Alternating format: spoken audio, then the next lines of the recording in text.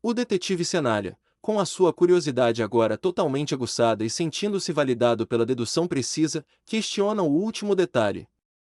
Cenália, excelente, Dr. John Henry Watson. Uma homenagem justa ao seu ancestral.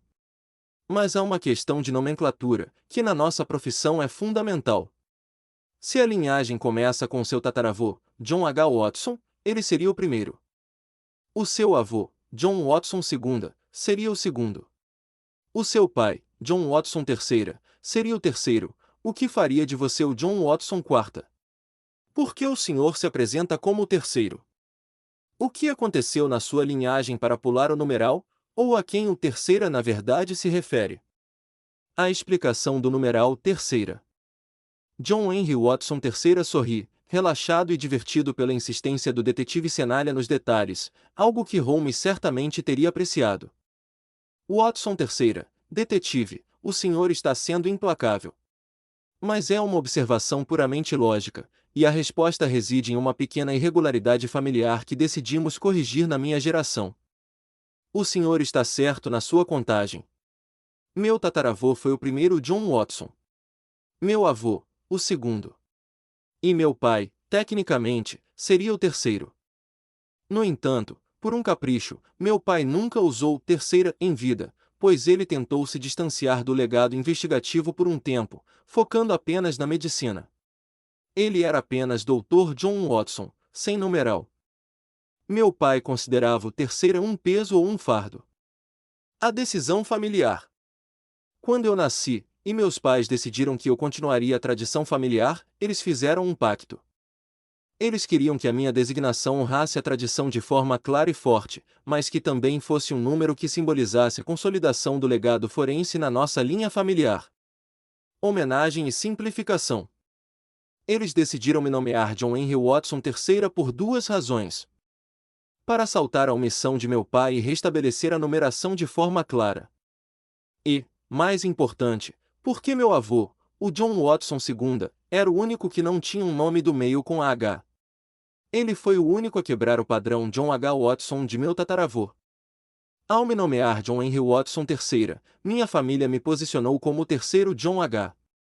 Watson forte e com propósito na linhagem, restaurando o nome Henry, que é uma homenagem à parte da família de Mary Morstan, a minha tataravó, e me tornando o herdeiro direto e inconfundível do legado de meu tataravô.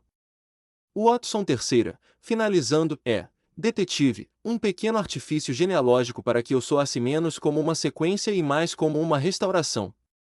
E vejo que a sua dedução é tão aguçada que até mesmo a nossa árvore genealógica inglesa não lhe escapa.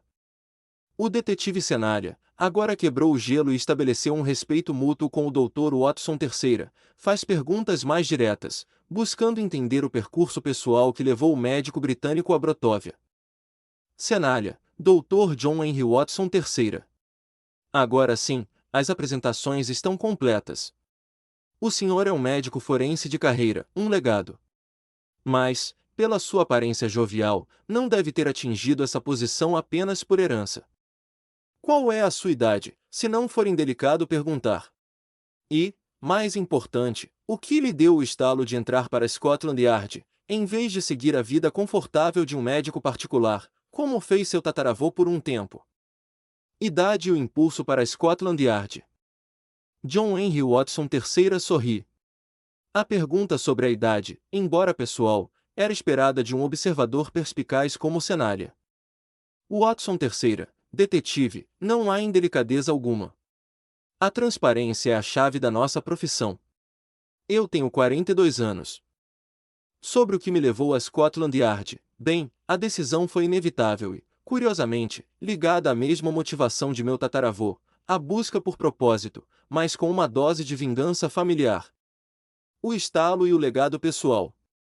Meu pai, John Watson Jr., que não usava o terceira, era um médico brilhante, mas manteve-se afastado do mundo do crime, como lhe contei. No entanto, quando eu era um estudante de medicina em Londres, um dos meus pacientes, um bom amigo meu que estava investigando um caso de contrabando de arte, foi brutalmente assassinado. A falha da lógica, a polícia na época tratou o caso com desinteresse, considerando uma briga de rua, uma fatalidade. Fiquei frustrado. Eu tinha lido todas as crônicas de meu tataravô e compreendido a fria lógica de Holmes. Mas vi que a lógica não bastava, era preciso poder para aplicar a verdade. O vazio forense. Percebi que o mundo moderno precisava de vatções que não apenas documentassem, mas que aplicassem a ciência médica diretamente para combater a criminalidade. A Inglaterra tinha excelentes médicos, mas poucos que conseguiam cruzar a linha da autópsia para a cena do crime com o rigor analítico de Holmes. A missão. Eu entrei para a Polícia Metropolitana de Londres, a Scotland Yard, para me tornar a ponte entre a medicina e a investigação, assim como meu tataravô foi a ponte entre a lógica de Holmes e a humanidade. Meu objetivo era claro: usar o conhecimento científico para garantir que nenhum caso fosse arquivado como acidente se houvesse a sombra de um crime. Eu queria que o nosso lado tivesse a ciência mais apurada do que a dos criminosos. Watson III, concluindo que, em resumo, fui impulsionado por uma injustiça pessoal e pela convicção de que o legado de John H. Watson não era apenas escrever sobre casos, mas garantir que a luz da verdade brilhasse sobre eles. E essa convicção me trouxe aqui, a Brotóvia, para ajudar o senhor a pegar o estripador. O inspetor Villanova, com o caso do estripador de Brotóvia em primeiro plano, aproveita a pausa para entender o contexto da visita de Watson III ao Rio Grande do Sul. Villanova, Dr. Watson, é evidente que o senhor é um especialista de classe mundial.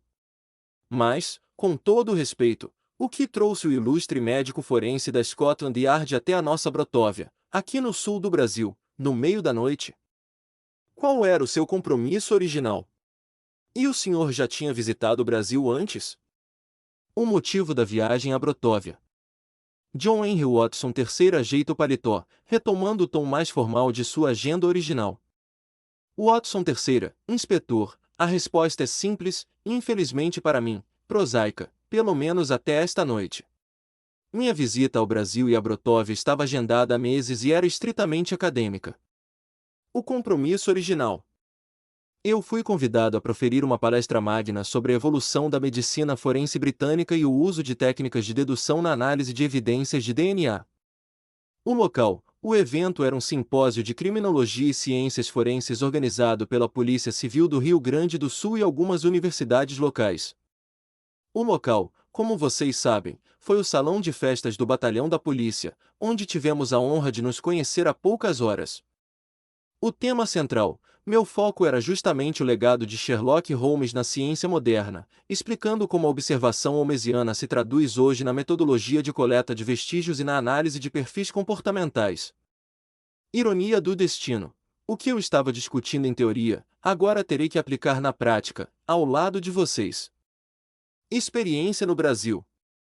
Quanto a já ter estado no Brasil, sim, já estive, mas esta é a minha primeira visita a esta região específica. Eu estive no Rio de Janeiro e em São Paulo há cerca de 5 anos para uma série de seminários sobre toxicologia e modus operandi de crimes de colarinho branco. No entanto, esta é a primeira vez que venho ao Sul. E devo dizer, inspetor, que o calor e a receptividade de vocês, antes que o crime macabro ocorresse, foram bastante agradáveis. O chimarrão do detetive Cenália, em particular, é uma bebida surpreendente. Watson III, concluindo meu plano era partir amanhã cedo, mas com um caso que remete à história de Jack, o estripador, e com a descoberta de um perfil genético que desafia o banco de dados local, é impossível para mim ir embora. Sinto-me obrigado, tanto pela minha curiosidade profissional quanto pelo meu juramento, a permanecer e ajudar a equipe do DPCF a pegar este estripador de Brotóvia. O inspetor Villanova, com a autoridade de sua posição e a confiança renovada pela presença do consultor internacional, encerra a reunião no gabinete e direciona a equipe para o trabalho de campo e laboratório. Villanova, pegando uma chaleira e xícaras, será uma honra, Dr. Watson. O senhor e o detetive Cenália têm uma paixão pela verdade que será vital para o caso. Aqui está um chá, mais ao seu estilo, para lhe aquecer nesta noite fria de Brotóvia. Villanova se volta para a equipe DPCF, que estava presente na sala: Paludo, Rivera, Ponciano, Plutônio, Bronson e Napolitano. Villanova, voz firme e equipe, a sessão de análise está encerrada. O que ouvimos aqui não é apenas informação, é o mapa mental do assassino. Vila Nova, aos detetives, voltem ao trabalho. Vamos pegar esse estripador. Com o gênio de Cenália, a ciência de vocês e a perspicácia de Watson, o tempo dele em Brotov acabou.